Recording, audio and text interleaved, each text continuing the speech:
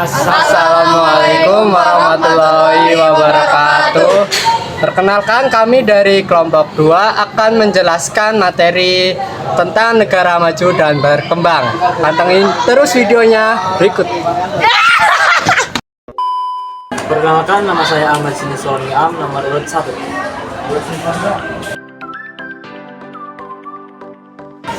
Perkenalkan, nama saya Bagus Yuda Pratama, nomor urut 4. Perkenalkan, nama saya Edwi Vanessa Maharani, nomor absen 8. Perkenalkan, nama saya Fiorella Singgi Ramadhani, nomor absen 14. Nama saya Natalia Melda Augustin, nomor absen 24.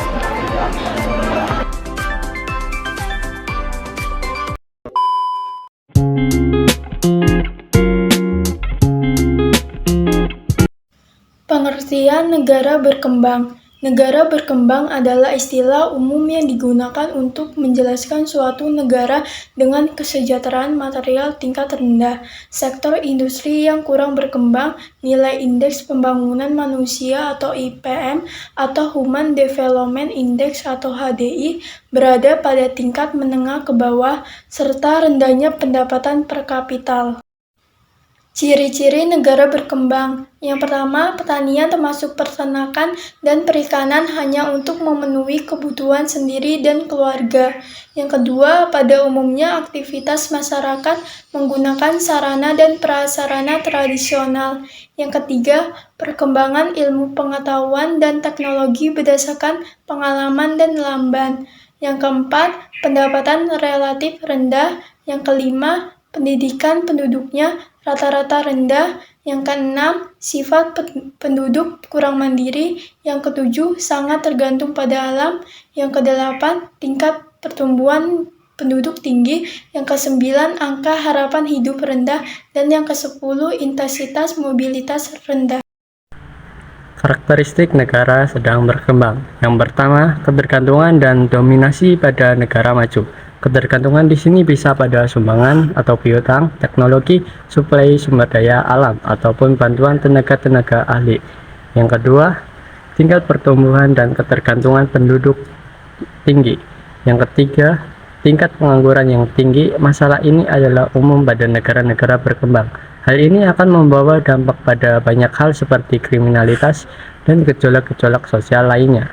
Yang keempat, masih menggantungkan pada sektor pertanian, dan negara tersebut belum sempat mengembangkan sektor-sektor yang lain seperti sektor industri yang masih tertinggal jauh. Yang kelima, taraf kehidupan yang rendah. Yang keenam, tingkat produktivitas rendah. Persebaran negara berkembang.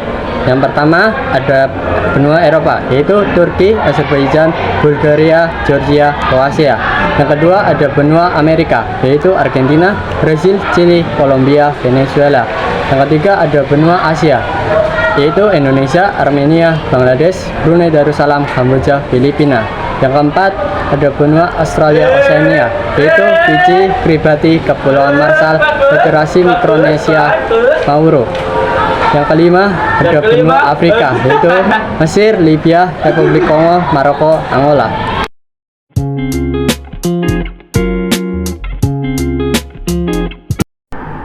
Pengertian negara maju. Negara maju adalah sebutan untuk negara yang memiliki standar hidup yang lebih tinggi melalui teknologi tinggi dan ekonomi yang merata. Skor indeks pembangunan manusia atau Human Development Index atau HDI berada pada tingkat atas dan pendapatan per kapita tinggi. Ciri-ciri negara maju. 1. Pertanian termasuk peternakan dan perikanan untuk industrialisasi, dijual dan diekspor. 2. Aktivitas ekonomi menggunakan sarana dan prasarana modern. 3. Perkembangan ilmu pengetahuan dan teknologi menunjang industrialisasi secara cepat. 4. Pendapatan rata-rata penduduk tinggi. 5. Pendidikan dan keterampilan penduduk cukup tinggi. 6.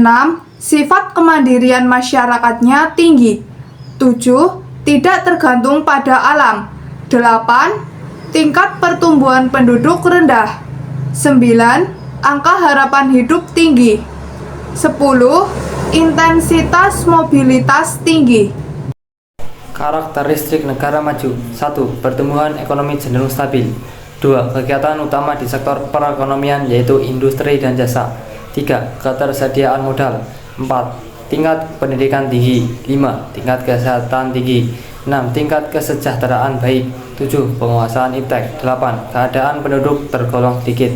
9. Sarana dan prasarana menggunakan teknologi tinggi. Persebaran negara maju. 1. Benua Eropa, contohnya yaitu Belgia, Denmark, Italia, Finlandia, dan Perancis.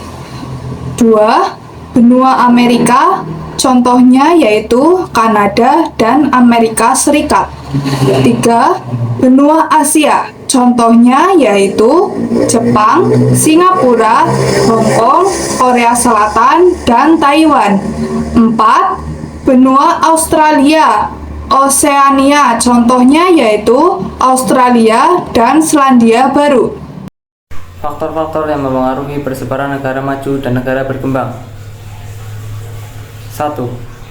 Tingkat hubungannya dengan negara-negara lain dalam dunia internasional. 2. Kondisi alam atau kondisi geologis, letak dan posisi geografis, kekayaan alam, SDA, serta aspek luar negara. 3. Kondisi kependudukan negara itu sendiri atau sejarah negara, jumlah penduduk, pertumbuhan penduduk, dan keragaman etnis. 4. Stabilitas ekonomi, politik, dan keamanan negara itu sendiri. 5. Penguasaan iptek.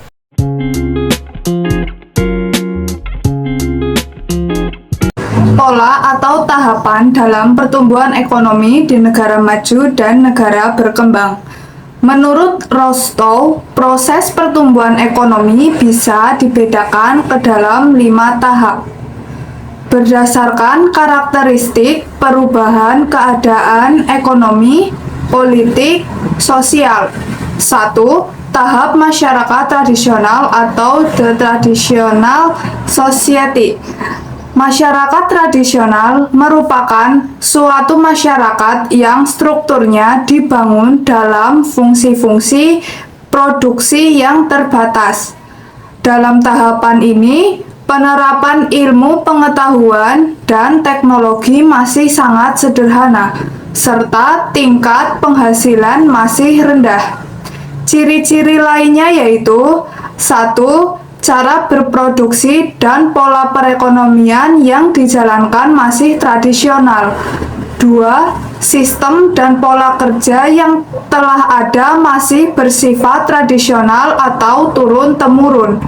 3. Struktur sosial masih bersifat hierarkis dan hubungan keluarga masih sangat erat. 4. Kekuasaan dipegang oleh pemilik tanah. 5. Tingkat produktivitas sumber daya manusia masih rendah karena belum mengenal ilmu pengetahuan dan teknologi modern. 6. Masyarakat pada tahap ini cenderung statis sehingga kemajuan yang dicapai sangat lambat. Tahap prakondisi tinggal landas atau the precondition for take-off. Tahap prakondisi tinggal landas merupakan masa transisi di mana terjadi perubahan-perubahan yang cukup mendasar di bidang politik, ekonomi, sosial, budaya, dan sistem nilai. Masyarakat pada tahapan ini dipersiapkan untuk mencapai pertumbuhan yang lebih mandiri. Ciri-ciri tahap prakondisi tinggal landas adalah sebagai berikut. 1. Peningkatan penggunaan modal dalam pertanian. 2. Sudah mengenal dan menggunakan teknologi untuk lebih produktif dan efisien. 3. Sektor pertanian memegang peranan penting dalam swasembada pangan. 4. Terjadi perubahan pola kerja dan sistem di segala bidang sosial, ekonomi, budaya, dan politik. 5. Kegiatan perekonomian terus bergerak ke arah kemajuan. 6. Sudah muncul kesadaran menabung yang lebih produktif di lembaga-lembaga keuangan. Tahap yang ketiga adalah tahap tinggal landas atau the edge of take-off. Tahap tinggal landas merupakan tahap di mana terjadi perubahan drastis di bidang politik, ekonomi, dan sosial. Perekonomian tumbuh dan berkembang dengan kekuatan mandiri sehingga berdampak pada meningkatnya pendapatan nasional. Nah, ciri-ciri tahap tinggal landas adalah yang pertama, meningkatnya industrialisasi dan inovasi teknologi. Yang kedua, terciptanya suatu rangka dasar politik dan sosial serta lembaga-lembaga ekonomi yang meningkatkan pertumbuhan. Yang ketiga, laju investasi dan tabungan meningkat 5-10% dari pendapatan nasional. Yang keempat, tenaga kerja di sektor pertanian jumlahnya menurun. Yang kelima, munculnya golongan pengusaha. Perbedaan antara tahap prakondisi lepas landas dan tahap lepas landas adalah dalam lepas landas, penerapan teknik industri berjalan dengan lancar. Sedangkan prakondisi lepas landas sudah terdapat industri, namun belum maksimal pemanfaatannya. Tahap yang keempat adalah tahap menuju kematangan atau kedewasaan atau the drive to maturity. Pada tahap ini, masyarakat sudah mulai optimal menggunakan teknologi modern pada sebagian besar kegiatan ekonomi. Terjadi pertumbuhan pada bidang pendidikan dan sosial budaya, serta industri mulai berkembang untuk menggantikan ketergantungan pada barang-barang impor. Nah, ciri-cirinya yaitu 1. Industri modern semakin berkembang, terutama industri yang padat modal. Yang kedua, sektor ekonomi mengalami pertumbuhan yang terus-menerus. Yang ketiga, penggunaan teknologi meluas pada berbagai bidang. Yang keempat, investasi dan tabungan meningkat 10-20% dari pendapatan nasional. Tahap yang kelima adalah tahap konsumsi massa tingkat tinggi. Tahap konsumsi massa tingkat tinggi merupakan ciri-ciri dari sebuah masyarakat ideal yang hidup nyaman dan meningkatnya pendapatan masyarakat. Pada tahap ini, kebutuhan manusia tidak lagi terbatas pada kebutuhan pokok, tetapi meningkat ke kebutuhan yang lebih tinggi. Ciri-ciri tahap konsumsi massa tingkat tinggi adalah yang pertama, peningkatan belanja dan konsumsi pada barang mewah dan jasa. Yang kedua, meningkatnya ketenagakerjaan di bidang jasa. Yang ketiga, angkatan kerja memiliki jaminan yang lebih baik. Yang keempat, negara mencari perluasan kekuatan di mata dunia internasional. Pada tahap ini ada 3 macam tujuan masyarakat atau negara, yaitu yang pertama, memperbesar kekuasaan dan pengaruh ke luar negeri, dan kecenderungan ini bisa berakhir pada penjajahan terhadap bangsa lain. Yang kedua, menciptakan negara kesejahteraan atau welfare state dengan cara mengusahakan terciptanya pembagian pendapatan yang lebih merata melalui sistem pajak yang progresif. Yang ketiga, meningkatkan konsumsi masyarakat melebihi kebutuhan pokok atau sandang, pangan, dan papan menjadi meliputi pula barang-barang konsumsi tahan lama dan barang-barang mewah. Sekian video penjelasan dari kelompok kami tentang negara maju dan negara berkembang. Semoga bermanfaat. Kurang lebihnya mohon maaf. Wassalamualaikum warahmatullahi wabarakatuh.